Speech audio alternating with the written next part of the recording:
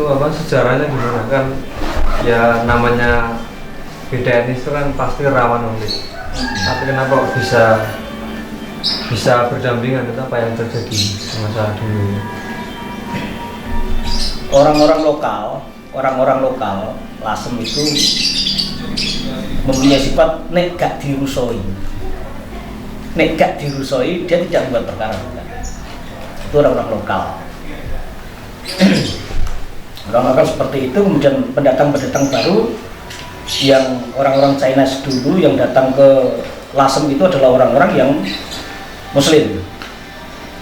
Jadi mereka orang-orang Jawa itu menganggap bahwa orang-orang Cina itu adalah lebih tua daripada orang-orang Jawa. Sehingga kedatangan mereka ke sini yang bermula berdagang, orang-orang dari Samarkand itu kemudian membentuk komunitas. Setelah jadi mereka orang-orang Samarkand, orang-orang Cina yang pertama ke sini itu adalah orang-orang yang beragama Muslim. Mereka bertempat di samping pesisir, area pesisir. Setelah mereka satu agama, nah mereka sudah sedikit menyatu dengan masyarakat. Kemudian orang-orang Cina yang beragama Konghucu di sini mereka berdagang.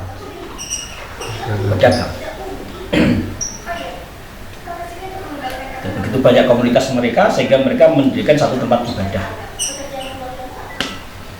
Jadi Lasem itu sendiri ada beberapa pemukiman lama.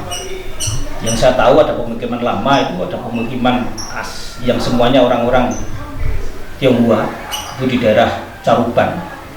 Ada satu buah pemukiman lama, tidak pemukiman sekarang, pemukiman lama. Terus di dekat masih di Tasik Gedong Mulyo itu juga ada pemukiman lama di dekat Sungai Dasung. Dan pemukiman itu kemudian setelah hancur, entah karena apa, hancur atau mungkin karena abrasi pantai yang begitu berat, kemudian mereka mendirikan komunitas-komunitas di beberapa desa. Seperti yang kita kenal sekarang, seperti di Gedong Mulyo itu juga ada masyarakat, rumah-rumahnya yang hampir semuanya dikuasai orang-orang Cina. Di Ngemplak, di Sumber Girang, kemudian di Karangturi, bahkan semuanya ada komunitas-komunitas Cina. Dan anehnya mereka menyatu dengan masyarakat lokal. Dan bahkan simbol yang paling kuat itu Masjid Lasem itu dikelilingi oleh orang-orang Cina yang Muslim atau ada yang kecil sekali yang Muslim, tapi yang banyak yang bukan Muslim. Di timbul kerukunan umat itu di saat mereka muncul sebagai orang-orang Konghucu, itu munculnya di saat Konghucu disahkan sebagai agama resmi oleh Gus Dur. Muncullah jadi orang-orang yang itu muncul kembali sampai sekarang. Sebelum itu agama mereka apa? Kebanyakan mereka Kristen. Iya, Kristen. Jadi potret yang paling kuat itu kita lihat dari Cuan. Ada kelenteng Cuan Kiong. Di belakang Cuan Kiong ada sebuah wihara. 100 meter dari wihara itu ada sebuah gereja.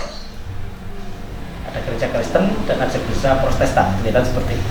Dan di depan Cuan Kiong hanya berjarak sekitar 50 meter itu terdapat sebuah masjid. Itu potret yang luar biasa. Karena biar sekolahnya TMP ini bisnis sama orang.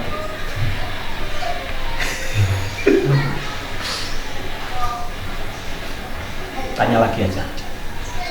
Kalau dari komposisi jumlahnya waktu itu, apakah orang lokal itu mayoritas atau?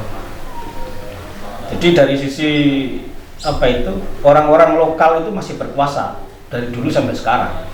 Sampai sekarang masih berkuasa.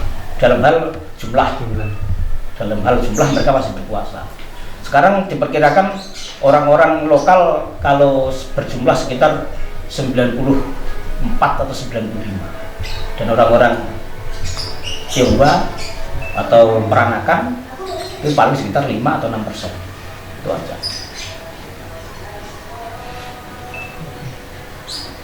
Kalau selain tempat ibadah, apalagi yang menunjukkan hubungan antara Cina Jawa?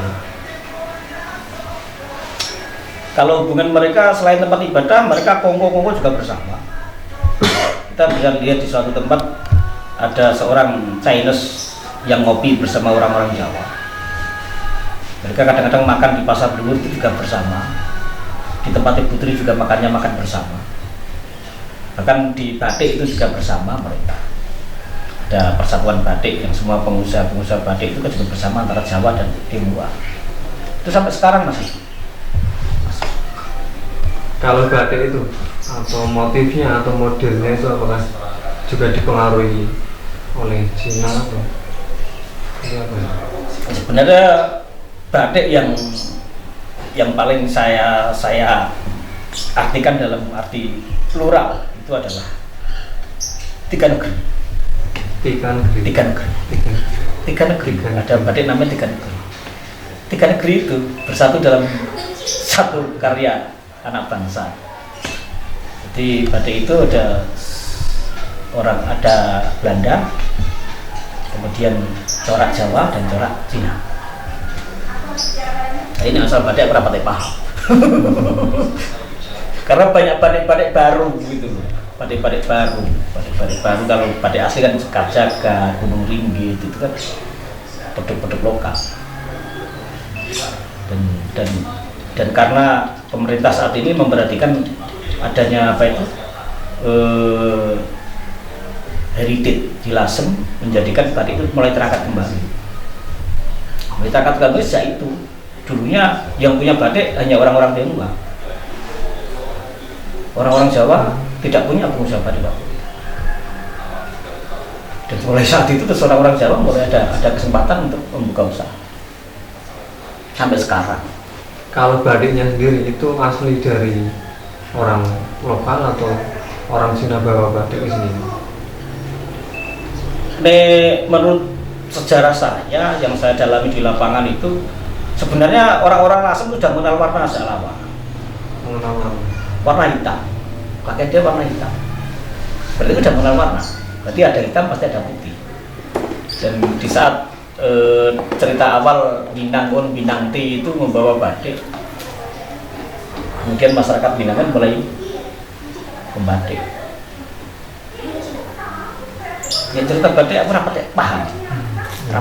Masalahnya ceritanya terlalu banyak. Versi-versinya mereka lain-lain. Tiba-tiba tak pelajari aku bingung, ya malah orang apa ini.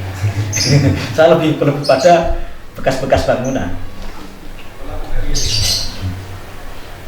Kalau ornamen rumah tangga orang-orang dulu pribumi sampai sekarang itu apakah juga dipengaruhi oleh kedatangan orang-orang Cina dulu? Kalau ornamen ya jelas itu dipengaruhi, jelas. Jadi mereka menyatakan seakan-akan mereka membawa budaya mereka dari Cina ke sini, walaupun tidak banyak yang asli. Jadi ada rumah Indis, kita lihat itu rumah Indis, ternyata rumahnya ono motif Cina nih. Cina yang asli kita lihat ada Indisnya sama, jadi mereka kolaborasinya di situ. Ini banyak sekali di jalan jalan Kasih Berjaim di Soditan itu rumah-rumah itu berdampingan antara Indis dan Chinese. Kalau Chinese kan ada simbol ekor walet itu, ekor walet. Dan sampai sekarang juga masih seperti itu. Terus mengenai cerita atau dongeng-dongeng tentang hubungan etnis itu ada nggak? Ya, hubungan etnis sudah terjalin sejak lama sekali. Bahkan sebelum adanya perang Lasem, terus kita mengenal Caruban Nagari, di mana Caruban Nagari itu timbul banyak masyarakat etnis antara Tionghoa, Muslim dan Hindu Buddha sudah menyatu. Jadi bekas-bekasnya juga ada bekas pemukiman Muslim, Cina Muslim, terus ada Muslimnya, kemudian ada bekas sebuah candi. Itu ada sampai sekarang. Bekas-bekasnya masih ada sampai sekarang, walaupun hanya di Karumpuan, di situs candi Samudra Welo. Di Samudra Melo sendiri adalah candi Buddha yang untuk memuja Sang Hyang Baruna. Kemudian di dekat situ kita temukan ada pemukiman Cina Muslim. Ya, tidak jauh dari itu ada makam Nyai Ageng Maloka dengan taman Sita Resminya. Itu udah luar biasa lagi di situ. Jadi itu apalagi orang lokal di mana sudah ada mulai produksi garam, sudah ada semua di situ. Kalau sekarang ya itu di saat kemudian disusul pada adanya perang Lasem, di mana mereka saling bahu membahu, di mana antara masyarakat yang beragama Konghucu, Muslim dan Jawa itu bersatu, dipimpin oleh seorang Kiai Ali Badawi, kemudian Tan Kewi, Wi Eng Yat dan Raden Panji Margono. Jadi Wi Eng Yat merupakan seorang Tionghoa yang Muslim, bersama Kiai Ali Badawi yang pimpinan Muslim, bersama Tan Kewi yang Konghucu, itu sudah bersatu sejak lama. Di perang Lasem itu melawan. Perang Lasem melawan Kompeni.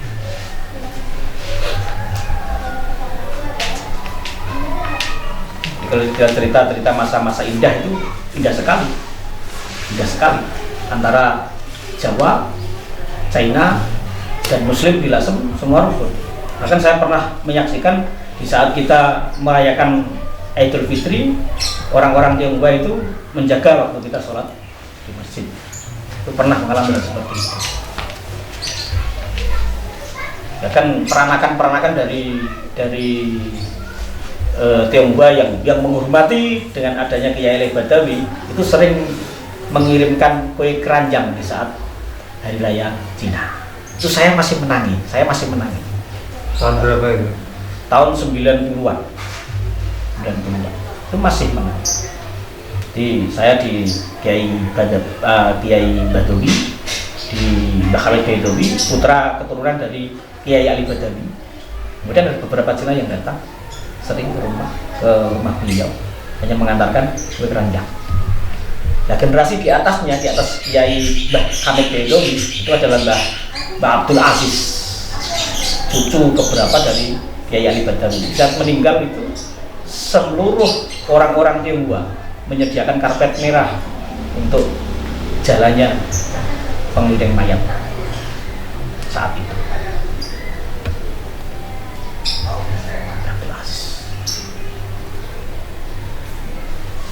Kalau dari kampung di Lasem ini apakah juga nama jalan-jalan itu di Lasem apa juga menggunakan perpaduan antara Cina atau Jawa ini?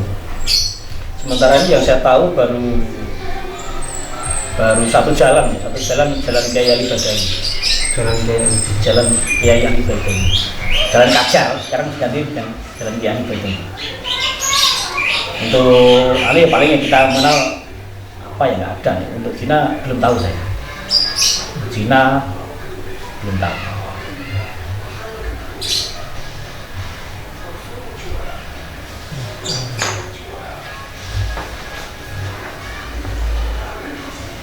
Mengenai itu Pak, mungkin pola hidup atau gaya hidup itu kan relasi itu kan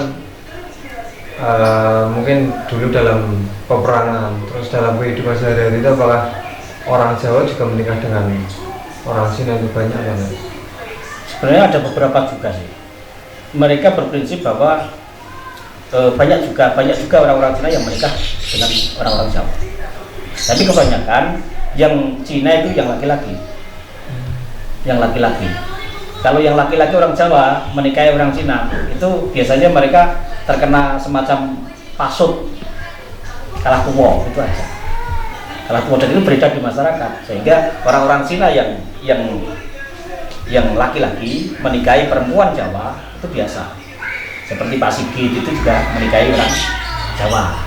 Seperti toko buku Al-Hidayah itu juga menikahi malah orang sini, yang menikahi orang warung gunung sini. Terus toko emas itu juga orang Kajar gitu. Jadi banyak, semua hampir yang laki-laki Cina, yang perempuan banyak yang tahu kan. Kalau dari makanan ada nggak pengaruh yang keduanya? Wah, makanan saya rasa Mas Pop misalnya paham, ini kan wisata kuliner. Jadi makanan-makanan Cina ya kita kenal juga, seperti apa itu, yupia. Pernah makan yupia? Di yupia kita juga sering makan. Pola makanan itu saya tidak pernah paham masalah makanan. Tapi yang jelas makanan itu saya rasa tidak ada. Makan Cina dengan masyarakat Jawa atau apa, saya rasa tidak begitu banyak sih. Mereka karena yang dimakan sama. Di Lasem kan tergantung cuaca juga makanan. Jadi kalau saya membedakan makanan, Jepara itu setengahnya manis, ini setengahnya pedas, hanya itu aja. Lasem kan seperti itu, pedas.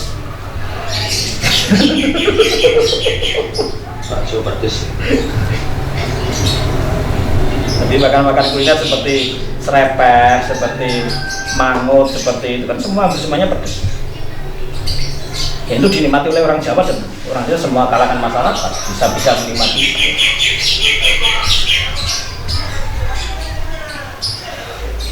Terus mengenai kesenian itu? Kesenian itu sebenarnya ya terbukanya kesenian Tionghoa itu ya semenjak diresmikannya Konghucu sebagai, waktu dulu sebelum diresmikan tuh mereka sembunyi-sembunyi. Bahkan orang-orang Islam sendiri di daerah saya dulunya waktu kecil melihat itu dikatakan apes. Iya, apes, melihat seperti itu apes. Sam Siriam Liong itu apes. Karena itu untuk ibadah. Pada mereka katanya dulu seperti itu lah. Sekarang kan sudah nasionalisme, sudah pola pikir masyarakat sudah berbeda dengan masyarakat yang dulu. Cina juga mereka juga biasa. Jadi masyarakat Cina seperti tempel di Lawangombo itu juga ada gamelan. Ada gamelan juga. Sering juga nabuk, juga sering ada acara itu. Malah di Klenteng itu sering mengadakan acara seperti tanggap warso, Klenteng Cuan misalnya, itu yang melihat mereka berkumpul, entah itu Muslim, entah itu Konghucu, entah itu Kristen, semua berkumpul di situ melihat acara-acara yang diadakan di Cuan. Ada wayang Utehi, ada apa, di situ ada semua masyarakat nonton sampai sekarang. Tiap apa itu? Tiap tahun. Tiap tahun. Kalau mengenai pekerjaan orang-orang Cina Jawa. Kalau Jawa sih pekerjaan mereka kalau di Lasem itu kebanyakan swasta dengan sopir, sebagian kecil yang bercocok tanam. Hanya orang-orang Lasem yang di daerah atas pedalaman, Lasem pedalaman, Pindang Toyo, di Kolilo itu kan pedalaman. Di mereka hanya petani perkebunan. Kemudian untuk Cina sendiri mereka kebanyakan berdagang dan mayoritas berdagang. Pedagang kelontong, pedagang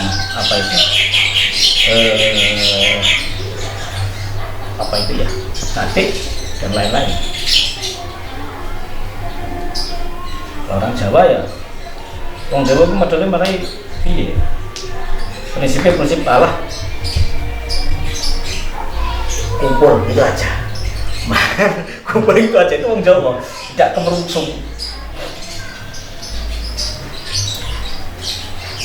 Mereka itu menguasai ekonomi lah, kalau kita menguasai ekonomi dalam berdagang.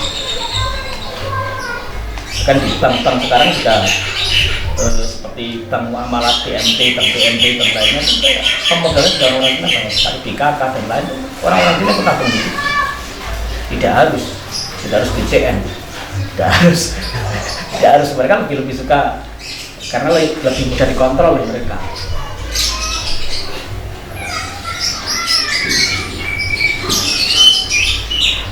Saya waktu masuk ke Lasem pertama sampai sekarang perubahan sangat kecil sebenarnya untuk bangunan. Begitu 10 tahun terakhir ini perubahan begitu drastis karena banyak rumah itu dijual. Rumah peninggalan itu dijual. Kemudian terakhir ini sudah 5 tahun terakhir ini lebih pesat lagi dengan perubahan dengan diperkenalkannya heritage kepada masyarakat. Jadi lebih berkembang ke arah kebaikan sebenarnya.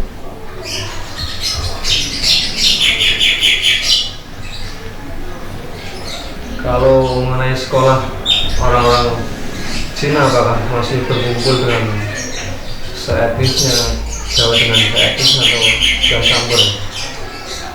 Sebenarnya tidak berkumpul juga tidak. Mereka seakan-akan sekolahnya misalnya Dorcas itu hanya sekolah Cina, walaupun orang Jawa ada yang di situ. Waktu dulu memang ada perbedaan, waktu dulu sekali ada perbedaan. Anak peranakan itu ada perbedaan, cuma sekarang sudah tidak ada lagi. Entah kalau yang saya tidak tahu, tapi yang saya tahu sekolah itu aja yang dipentingkan itu kan apa itu hasil dari sekolah itu. Jadi banyak orang-orang yang sekolahkan di sorenya di Nasriyah, di sekolah Islam, paginya di Dorcas, Dorkandang, itu banyak sekali memang seperti karena dari mutunya kan lebih bagus. Kalau sekolah pikiran masyarakat sekarang seperti itu, yang apa sekolah kan di situ. Tidak harus Cina sekolah dengan Cina, tidak, sekarang sudah tidak lagi.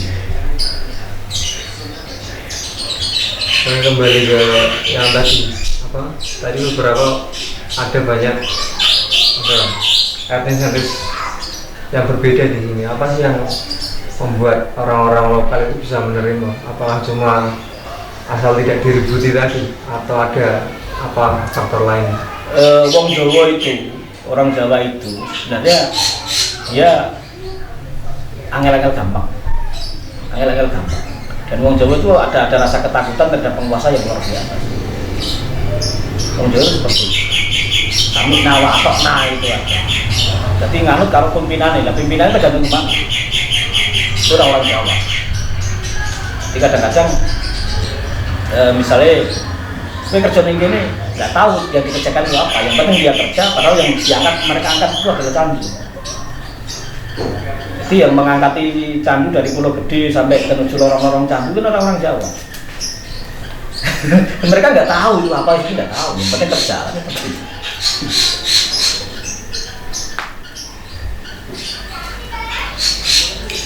Dari bentuk-bentuk bangunan Cina, ternyata mereka paling tidak mau malah diajak pulang berkumpul, tidak mau.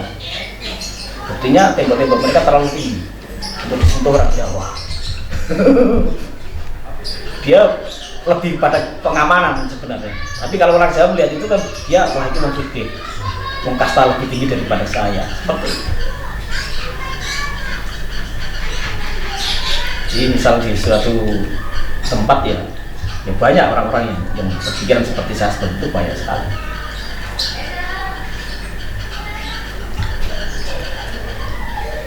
Kenapa itu yang bangunan tinggi itu kenapa perlu pengamanan, apakah tidak aman di sini?